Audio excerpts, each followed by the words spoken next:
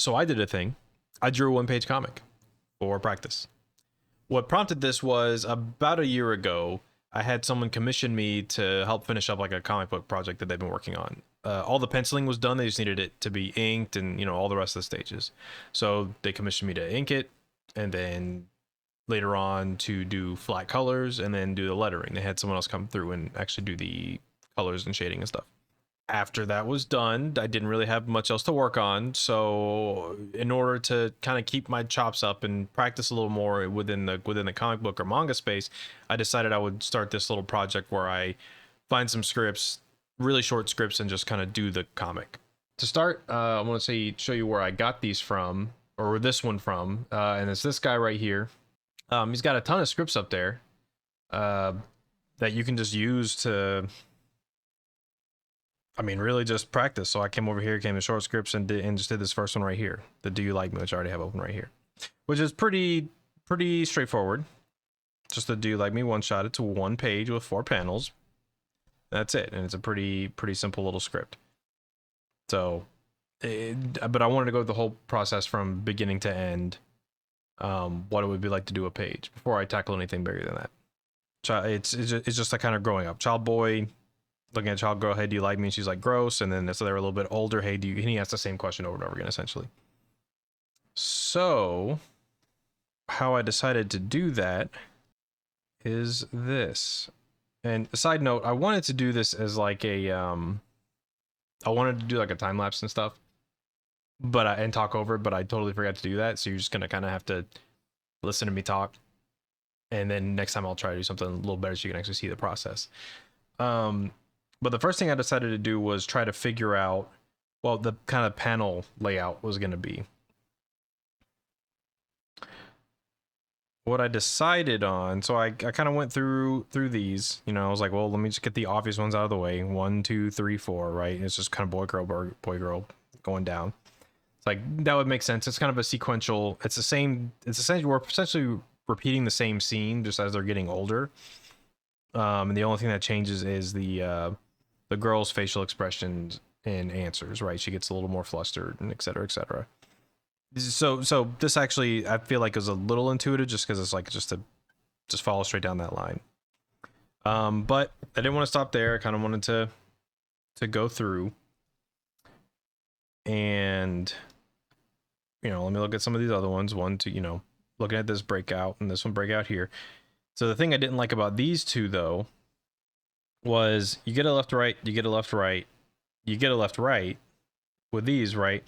But both of these side panels, I feel like in order to, unless I want like a bunch of empty space on the top or the the bottom or whatever, I had to put them at an angle, which I felt like kind of offset the whole thing. So it's like they're even angle, even, right? Or even angle, which that one could work out a little bit, but I felt like for this, you wanted to see the last panel at the end, right? Don't want to distract the reader with like text over here. I just didn't want to do that. And same with this one. This was just kind of weird. So then I ended up with, so that's when I kind of drew this one here, where it was kind of this layout, which gives me kind of a bigger, like still have like a large end panel, but like a bigger establishing shot, quote unquote, panel. And then these 3 here. And here, let me pull up there's one more thing on this too. Let me pull back up so pulling this one back up, looking at the whole script, the last panel did need to see her left hand with a wedding band over it and flicking, the forehead of the male character. Technically, that was supposed to be the hand she's flicking with, but I kind of flipped it. I'll show you. So I ended up with this one. So what I do from that point is I took it and I just kind of blew up like that same little sketch and kind of blew it up to this, so I kind of know what the brackets are. Now, a cool thing with Clip Studio Paint is you can just kind of, there's like a bracket tool. You don't have to use this, but I like to use it sometimes. And I essentially, it makes all the, it makes all these brackets. Again, that you would have a time lapse of this, but I messed up. But it takes them, it breaks them apart, and it sets them all right there. And it's really cool because I can go through here, and if I want to change something, I can like change, you know, moving around and stuff like that. It's really cool. Obviously I've already done this, so I'm not gonna go through all that. I just have layers that I'm just gonna kind of uncheck to show you guys. All right, so this is essentially what I came up with, right? So I have a sketch for each panel. See if I can zoom in a little bit. In the first panel, it was, you know, boy, girl over here, she needed to make a disgusted face. And my idea for this was, with each panel progression, the boy is going to be looking the same, because in the script, he's asking the exact same question every time. You know, do you like me? For the girl, she's like, ew, gross, and then she's flustered, then she's more flustered, and then, you know, and then she's like, you know, calm and, you know, witty back, I guess. But, you know, there's a progression with the female character versus the male character kind of stays the same the whole time. So I kind of wanted to show that she's facing further and further away as the panels go, right? Versus because she's nervous or whatever, and then at the last one it's because she's tired of his shit. And this is also a pretty good practice for just kind of drawing different age groups, and so we'll see how good of a job I did with that. But I started with kind of a sketch pass, and then I'll go through and did like a detailed sketch of each of the frames, which looks something like that, where you've got, you know, the boy here. I looked at their hairstyles, and I kind of wanted the boy's hairstyle to, you know, go through getting a little like that rougher teenage phase before we're really cleaning up, having that same kind of hair direction.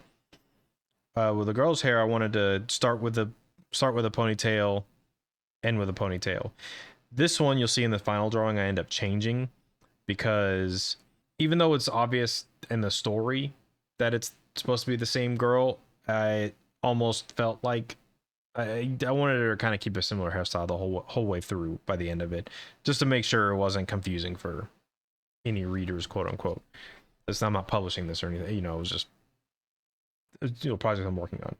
This last panel, I'm trying to kind of do a dynamic shot where it's like her hand is holding her phone. This is how I decided to do it, where her hand's holding her phone, and then that's kind of close up to the camera so you can see her ring. And, you know, and then, you know, she's kind of reaching back and flicking his forehead without looking at him, right? I will say, working on this, doing sequential art is just challenging. Like, inking is one thing. I learned, like, I can ink and I can knock that out. Just doing flats is a totally different thing. That's no problem. But actually, like, coming up with the stuff fresh, I mean, this stuff is hard, man. So I'm just gonna show you guys what I ended up with. Give me a second. So here's what the finished product looks like with text added in. Oh, that was another challenge as I was doing the sketching, especially this frame right here was actually like fitting the text in while having the characters, you know, there. I think I pulled that off okay. I think I did all right with that. But yeah, this was kind of what the finished product ended up being. And I say finished product because I just did that instead of actually drawing actual backgrounds. I realized I was kind of done with it at that point. I was like, all right, I'm done. This was a good first one. I'll do better next time. I didn't want to, you know, I don't want to force myself to just really work on this thing when really it's just a practice. Let's get some reps in. Let's move on to the next project. A few notes for myself that I have on this. I definitely could have, I think you can definitely tell that I was, you know, just wanted to get done and move on, just because, you know, some of the art could be cleaned up a little bit. This hand is a little wonky. That hand is mega wonky. And in this, I mean, I didn't even, don't look at the hands. Just don't look at them. Also, I feel like I have this head at the wrong angle if I want to match it to the rest of these three. The faces in general, I could clean up a little bit. And I think some of the line weight, I think my line weight's just kind of too thick most of the way around the whole thing. Particularly if I look at this one here, I think I do a good job with, for this hairline, it's like a thinner line, just to show like a separate, you know, just like a separation from like skin to hair, versus like a thicker line for the outline. I think that's good, but I definitely could have done a little more work to make it more dynamic in a lot of other frames. In fact, I think that's probably like the best head that I drew on this whole thing. Everything else just feels kind of flat. And her face, it kind of frustrates me, so I just didn't want to revisit it. But yeah, this was kind of my first go with this, which I think it was fun. I think it was pretty cool. But yeah, I want to try to do this a little more often and just share with you guys, and hopefully you enjoy watching and learning together with me. And that's all I got for you. So I'll see you next time.